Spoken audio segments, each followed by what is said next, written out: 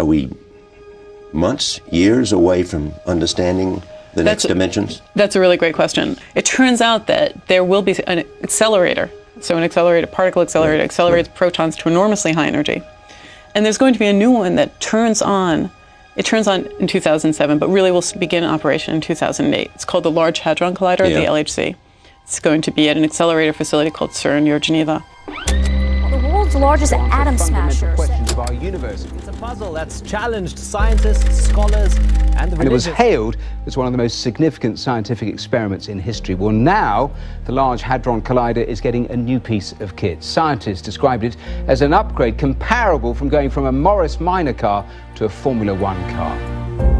Physicists believe they have finally found the Higgs boson. The initial discovery of the so-called God particle was first announced last July. The Higgs boson, so far an elusive factor that in theory holds matter together. The collider near Geneva, Switzerland, crashed two proton beams into each other at 3 times more force than ever before.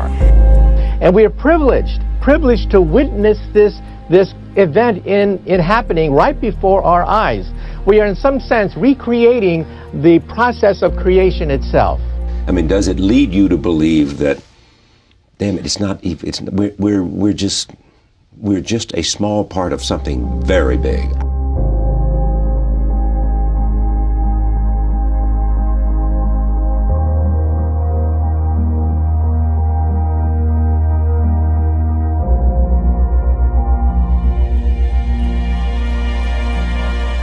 Just a final thought, because you came up with a lovely line talking to our producer saying nature is tricky to understand. Every time you peel back a layer, the universe presents you with something else that you don't understand. That's absolutely true. The Large Hadron Collider was designed to replicate conditions seen shortly after the Big Bang. It broke down, though, soon after it was switched on in 2008. But we'd also learned that nature is a real tease. The title of your next book, perhaps. Right, that there seem to be all these hints that we can put it together into a beautiful package and understand things more deeply, maybe learn about the dark matter. I hope that the LHC will take us beyond. Professor Stephen Hawking say that we might just be around the corner from having a theory of everything. In my experience, that hasn't been the case. Every time we reveal something that we didn't know before, suddenly there are more unanswered questions. And by the way, the next step beyond the Higgs boson is to find dark matter. We know that most of the universe is actually invisible. It keeps the Milky Way galaxy together, in fact. So there's quite a lot of evidence for dark matter. If you look at the way galaxies rotate, they don't really fit in a model of the evolution of the universe if there's no dark matter. What's remarkable is you can build a self-consistent model of how the universe has evolved with just one type of dark matter. Human beings like to be more on the control side, is the possibility of, for example, creating dark matter in the lab.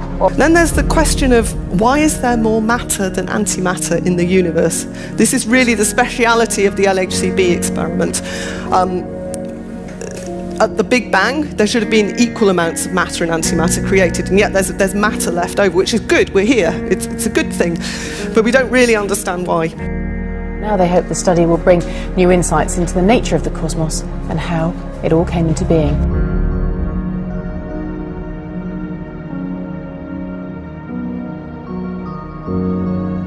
So we don't understand what dark matter is made of. We know it has to be something beyond what we know, and we don't understand why we are here. And we know that there must be something beyond what we know to explain that we are here. Okay, so I think that the LHC will for sure shed some light.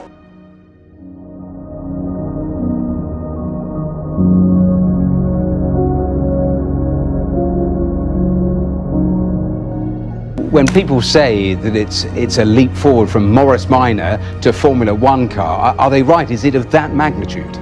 The technology has come on in leaps and bounds, as one would expect for frontier science.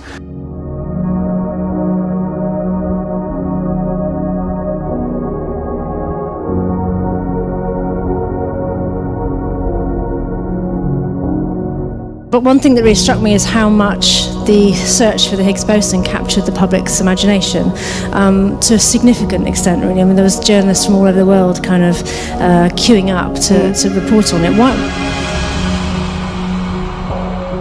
This gets to your question of whether this is a special time in history. I think it's a very special time in history. It's as if we're fish who've suddenly discovered that they live in water.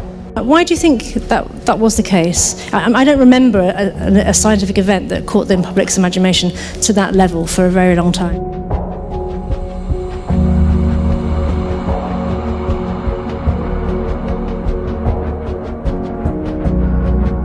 Jerome Friedman, your former colleague at MIT, I think said that if we see evidence of what has been proposed by you, it will be extraordinary. It will shake up everything. It's pretty good. That would be pretty good. I mean, it's true. I mean, it could be that we need to get to a little bit higher energy to learn more, but right now we think we will definitely learn something at the energies that we will explore. But there could be even more exotic phenomena like higher dimensional. It's a really incremental step. It's not incremental in the sense that it's 7 times the energy of current accelerators, so it really is the right energy to probe these questions. It's just that if you get a little bit more energy, you might learn a little more. For example, if you get to even higher energies, you might be able to make higher dimensional black holes if this idea is right. So there are new things that could occur with higher energy. But we do expect to be able to know the answers to these questions from the Large Hadron Collider. I just want to clarify.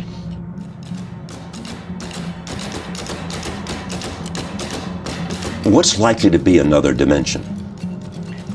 What do you mean by that? Well, I mean, there are 4 dimensions. Yes. What would be a 5th? Or what would be a 6th? Art makes life worth living. Because via art, I think we can discover beauty, whereas science makes us live free, because only with science and applying logic and requiring proof, we can be free from swallowing any rubbish propaganda. So I work at CERN so many years, I never noticed all these things are so beautiful. But I just want to show you some of the pictures here so that you can see how we at CERN took some photos, and you look at them and you are ému, you are sort of moved, because they contain worlds within the simple photographed item. You can see things that are there from reflection in the grass. You can see a ladder that goes to heaven. There is such a majority of devotion to the projects that it's sort of sublimination de l'environnement. So you can see several of them where you have the impression that it's like the end of the world as we know it. LINAC 2 dates back to the 1970s, so the technology that's been used for LINAC 4 is considerably more advanced. It allows you to control those proton beams much more precisely, and also gives you control over much greater quantities of protons, which is what you need for investigating the experiments that they have on the Large Hadron Collider. Where we're exploring the mysteries of matter.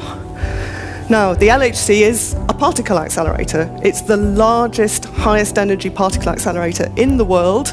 We're talking about a machine that'll take us right to the beginning of time itself.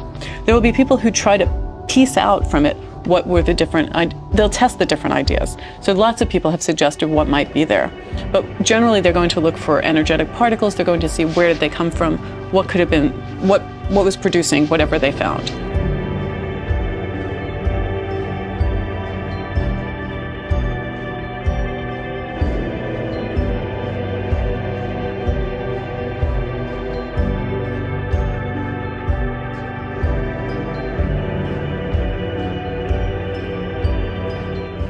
Because when you're talking about a technology like this, or about geoengineering, this is something where even beginning to do the work in the laboratory means you are making a decision that could affect people outside the laboratory.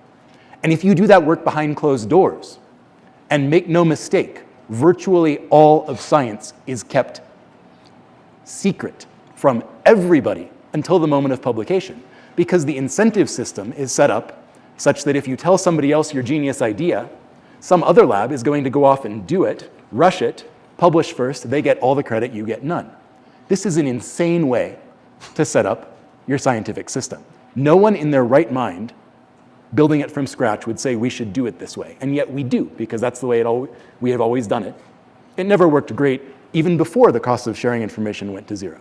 But if you want to engage with a community, how can you do that if you're only telling them what the technology is when you've already gotten it working? Then it's too late. Then you're going to the FDA for regulatory approval. You get the public comment period. But no matter what people say, you can't do anything. It's too late. Done. Finished product.